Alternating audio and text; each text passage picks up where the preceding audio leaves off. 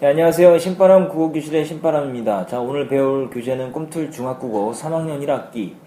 자, 5단원의 5번째 소단원, 여행지 8원의 슬픈 풍경이다.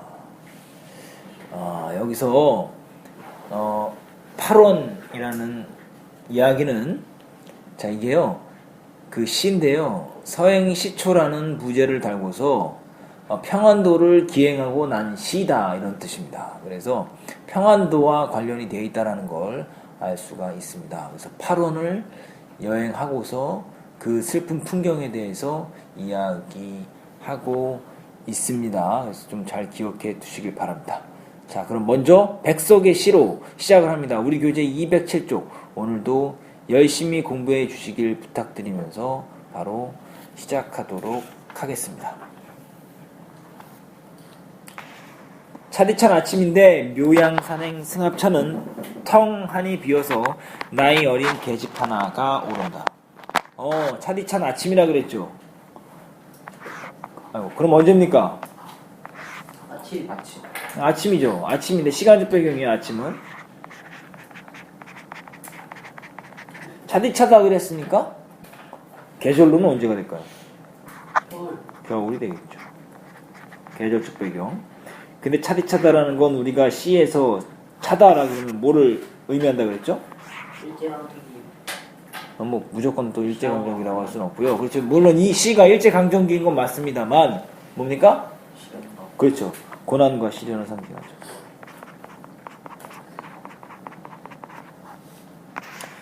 묘양산행 승합차는 이게 뭐예요? 묘양산을 향해서 가는 승합차라 그랬죠? 버스라고 생각하면 됩니다. 공간적 배경이죠. 공간적 배경. 텅하니 비어서. 텅하니 비어있다 어때요? 슬슬. 똑똑하네요. 쓸쓸하죠. 역시 신바람 국어교실에서 배우는 학생들은 다 뛰어난 것 같습니다.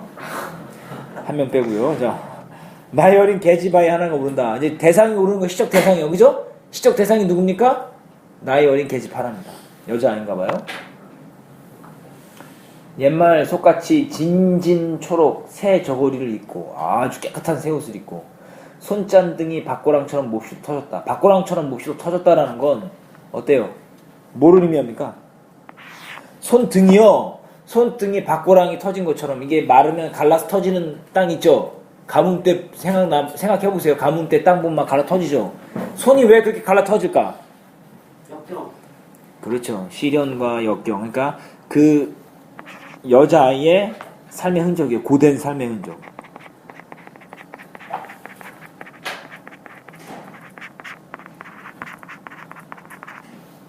계집아이는 자성으로 간다고 하는데 이게 평안북도에 있는 지명이에요. 아주 추운 중강진이라는 곳의 근처라고 하는데요. 선생님 가보지 못했습니다. 나중에 통일되면 함께 가보는 시간을 갖도록 하죠. 자성으로 간다고 하는데 자성은 예에서 350리 350리 굉장히 머네요. 묘양리 150리 묘양산이 150리 묘양산 어dim에서 삼촌이 산다고 한다. 새하얗게 얼은 자동차 유리창 밖에 새하얗게 얼어있다. 지금 계속해서 새하얗게 얼어있다. 춥다라는 걸 계속 강조하고 있어요. 이거는 시대적 배경인 일제강점기를 나타납니다. 일제강점기 하의 뭐예요? 고난과 시련, 힘겨운 삶을 상징하는 거죠. 새하얗게 얼은 자동차 유리창 밖에 내지인 일본인 주재소장 같은 어른과 어린 아이 둘이 내임을 한다. 내임을 낸다라는 게요, 배웅하다 이런 뜻이에요.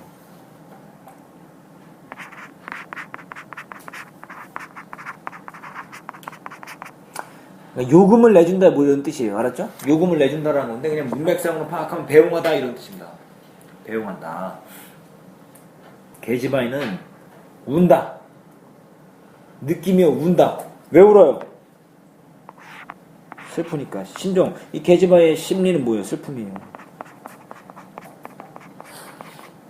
텅 빈 차 한 구석에 어느 한 사람도 눈을 씻는다. 어느 한 사람. 어떤 사람 뭐 시적 화자일 수도 있고요. 다른 제3자일 수도 있고. 근데 선생님 생각에 시적 화자가 아닐까 생각이 듭니다. 눈을 왜 씻어요? 세수합니까? 차 안에서? 아니요. 눈을 왜 씻는 거죠? 눈물을 흘린다 이 소리죠.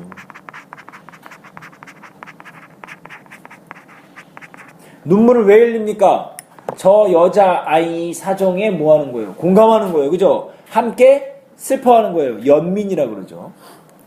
계집아이는 기억. 몇 해고 내지인 주재수장 집에서 일본인 주재수장, 그러니까 지금으로 말하자면 파출소, 정확히 말하자면 뭐죠? 지금은 뭐라 그러죠? 치안대라 그러나요? 치안대 소장님. 무슨 말인지 알죠? 파출소장 집에서 밥을 짓고 걸레를 치고 아이를 보기도 하면서 이렇게 추운 아침에 손이 꽁꽁 얼어서 찬물을 걸레에 쳤을 것이다. 찬물을 걸레에 치다 무슨 소리야? 빨았을 것이다. 찬물에 걸레를 빨았다는 건 뭐를 상징하는 거예요? 우리 민족의 비참한 현실을 상징하는 거예요. 이거는 계집 아이 이야기를 하고 있지만 실제로 이거 화자가 이거 봤어요? 아니면 상상하는 겁니까? 이건 상상하는 거죠. 상상하는 거지만 계집 아이가 대상이긴 하지만요. 계집 아이는 결국 뭐를 상징하는 거예요? 우리 민족 전체를 상징하는 거예요. 무슨 말인지 알겠죠? 대유적인 의미를 갖고 있는 거예요. 계집 아이의 힘겨운 지난날의 삶에 대해서 뭐 하는 거예요? 상상하는 겁니다. 상상. 무슨 말인지 알겠죠? 자, 결국 이 백석의 시 8호는 일제시대를 살아가고 있는 우리 민족의 슬픈 사연에 대해서 이야기를 하고 있습니다. 자, 도입 부분은 백석의 시 8호는 소개했어요. 남은 다음부터 이제 본격적으로 이제 가봅시다. 8호는 평안북도 영변 근처에 있다. 이 시는 시인이 8원 지역 일대를 여행하는 도중 버스 안에서 본 인상적인 풍경 하나를 그린다. 자, 보세요. 이건 지금 글의 종류가 비평문이죠. 이 시에 대해서 비평하는 거예요. 분석해 주는 거예요. 알았죠? 이걸 한번 잘 읽어보죠. 이 풍경은 마치 영화의 한 장면 같다. 버스에 오르는 계집아이와 버스 안에 어느 승객 한 사람, 그리고 밖에서 계집아이를 배웅하는 내지인 주재소장과 어린아이가 이 장면 속에 등장한다. 이 시는 이들이 펼치는 몸짓과 육성이 뭡니까? 목소리 모르면 또 적어놓으세요. 목소리. 그리고 그 위에 시인의 서술이 보태져서 한편의 슬픈 풍경화를 이룬다. 차창이 새하얗게 얼만큼 추운 겨울 아침. 이게 뭐예요? 차창이 새하얗게 추운 겨울 아침. 시간적 배경이죠. 계절적, 시간적 배경이다.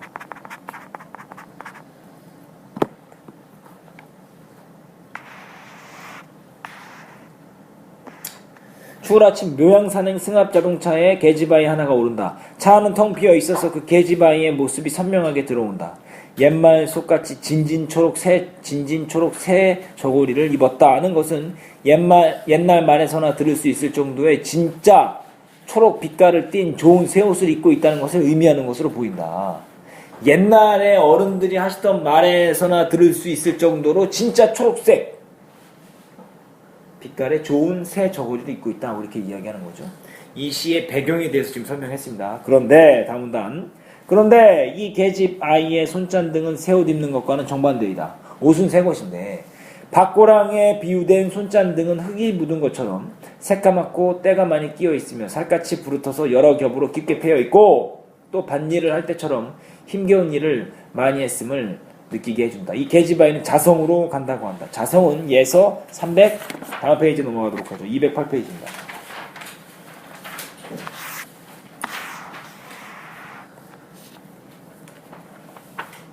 350리의 먼 길이다. 우리나라에서 가장 추운 곳으로 알려진 중강진 인근에 위치한 한반도 북단의 변방 지역이다. 그 계집 아이가 탄 승합자동차는 묘양산 행이다. 묘양산 근처에 삼촌이 산다고 하니까 자성으로 가는 길에 삼촌 집에 잠시 들르려고 하는 참인지도 모른다. 그 계집 아이는 누구인가? 질문하죠? 궁금증을 유발하는 거예요. 비평문에서 나오는 질문은 궁금증을 유발하는 겁니다.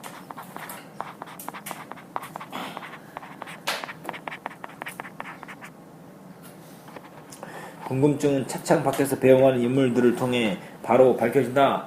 이 계집 아이를 배웅하는 내지인 주재소장, 즉 일제시대의 일본인 경찰서장은 공포와 권세의 상징적 인물이다.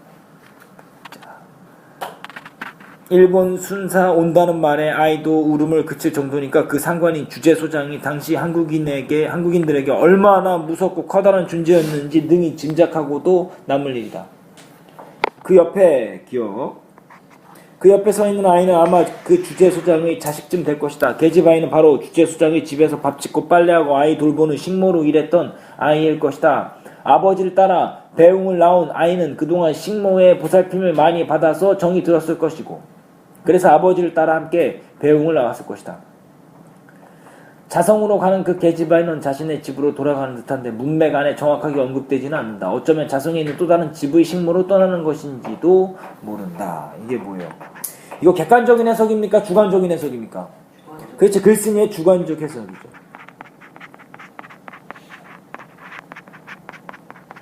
이것이 바로 비평문의 특징입니다.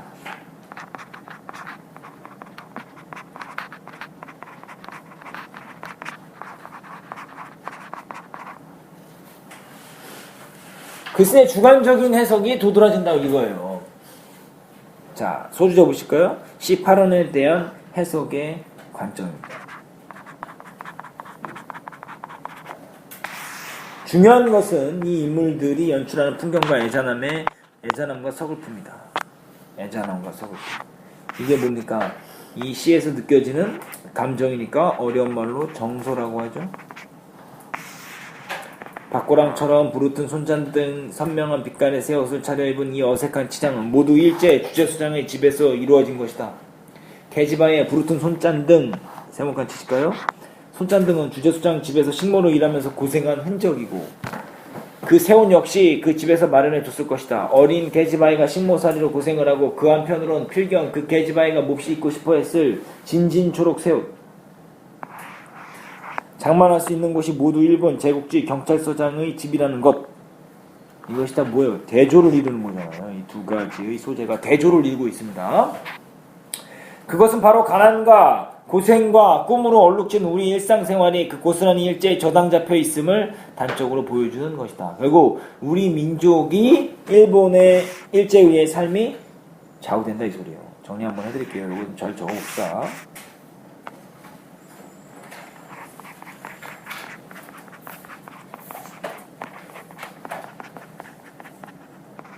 우리 민족의 삶이 일제에 의해서 좌우된다 이 소리예요. 일본 사람들에 의해서 좌우되고 있다는 걸 이야기하고 있습니다. 이게 이 시 해석의 전제다. 자, 적었죠? 이 점에서 내지인 주재소장 가족이 그 계집아이를 배웅하는 모습은 더욱 비극적 울림을 준다. 그 친절은 불쌍한 당시 우리 민중들을 돌봐주는 몸짓으로 비친다. 그리하여 그 계집아이가 우는 것을 보고 버스한 구석에 승객이 눈물을 닦고 있는 것은 그 아이의 불쌍한 모습에 대한 슬픔이면서도 동시에 당대 우리 사회의 비극적 현실에 대한 슬픔의 표출인 것이다. 자, 뭐예요? 원래는 그 아이의 슬픔이었죠. 그런데 당대 우리 사회의 비극적 현실까지 뭐하는 거예요? 지금 확대된 거예요. 확대. 자, 기억 이온으로 묶은 부분 해석 한번 해봅시다.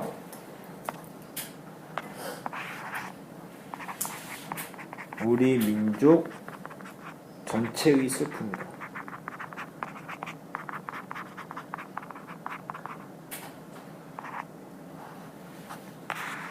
여행지 8원에서 포착한 이 장면은 일제시대를 살아가는 우리 민족의 슬픈 내면을 깊이 함축하고 있다. 이게 여행지 8원.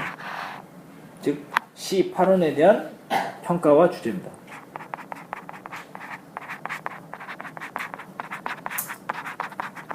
C8원에 대한 평가와 주제다.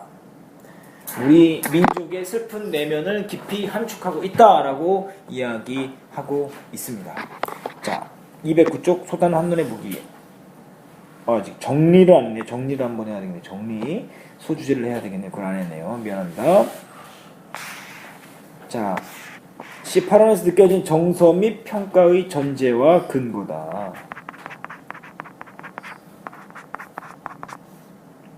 다 적으셨으면 209쪽 소설 하늘에 보기 정리하도록 하겠습니다. 이 글의 종류는 선생님 뭐라고 이야기했죠? 비평문입니다. 비평문.